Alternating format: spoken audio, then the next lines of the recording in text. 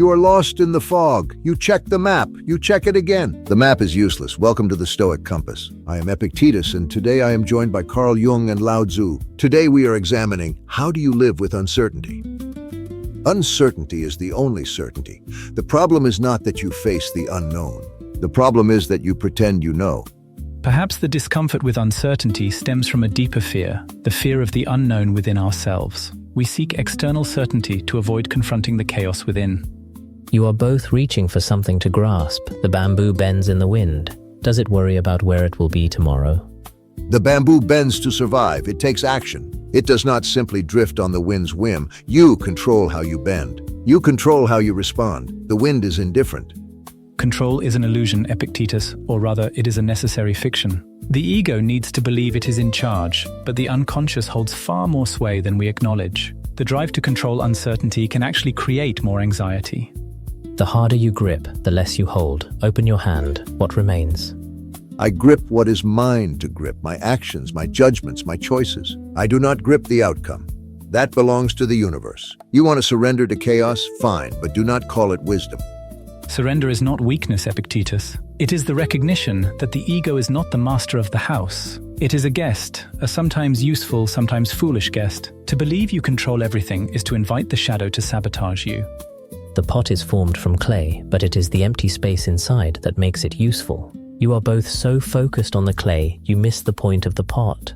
The point is usefulness, to act virtuously, to live in accordance with nature. This requires strength and discipline, not some passive acceptance of whatever comes your way. But what is virtue, Epictetus? Is it not in part a reaction against the very impulses we deny within ourselves? The shadow holds our disowned potential. Embracing uncertainty means embracing that dark side. You search for certainty in virtue and shadow, but the path unfolds as you walk. There is no map to consult beforehand. Then you are advocating blindness, to stumble through life without a compass, without a plan, without any sense of direction. Not blindness, Epictetus, but trust. Trust in the unfolding process. Trust that even in the darkness, the self is guiding you towards wholeness. The river flows around the rocks. It does not try to move them. It simply finds the path of least resistance. Is the river blind? Or does it see something you both miss? The river is not a human being. We have reason. We have agency. We can dam the river if we choose. And what are the consequences of damming the river, Epictetus? Sometimes the dam breaks. Sometimes it creates a stagnant pool. Repressing the natural flow can be far more destructive than embracing its course. You argue about dams and rivers, but the water simply is. It does not judge. It does not resist. It flows. So you would have us all be mindless water, controlled by every current? He's suggesting a relationship with the current, not subservience to it. To understand its force, its direction, and to navigate it with awareness, not resistance. The wise sailor adjusts the sail to the wind. He does not try to change the wind itself. The wise sailor knows the winds. He studies the charts. He prepares for the storm. He doesn't just sit there and hope for the best. Hope is not enough, but neither is rigid preparation. The world is constantly changing. To cling to old charts is to risk being blown off course. Adaptability requires a willingness to let go of what you thought you knew. You seek certainty in knowledge and preparation, but knowledge is a burden if it blinds you to what is actually happening. And ignorance is bliss? Is that what you're suggesting? To live in a fool's paradise, unaware of the dangers that surround you? Not unaware, but accepting. To acknowledge the dangers, the uncertainties, the chaos, and to find a way to live meaningfully in spite of them. To integrate the shadow, not deny it. The empty cup is more useful than the full one. You must empty your mind to receive what is new. Empty your mind? That's an invitation to be a fool. Your mind is your weapon. Sharpen it, train it, control it.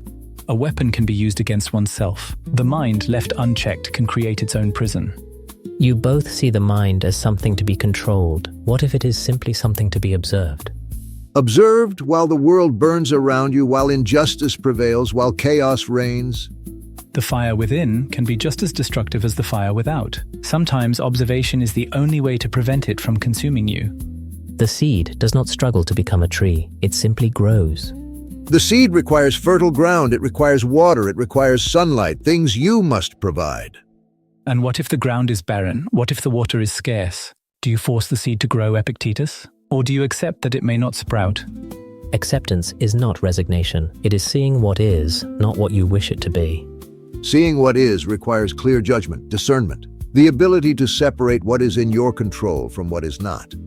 And who judges what is in your control, Epictetus? The ego? The very part of you that fears uncertainty the most? The moon reflects in every puddle, yet it remains whole. You search for the moon in the sky, but it is also here at your feet. We are going in circles. Perhaps that is the point. The path is not a straight line. Then let us stop trying to draw the line.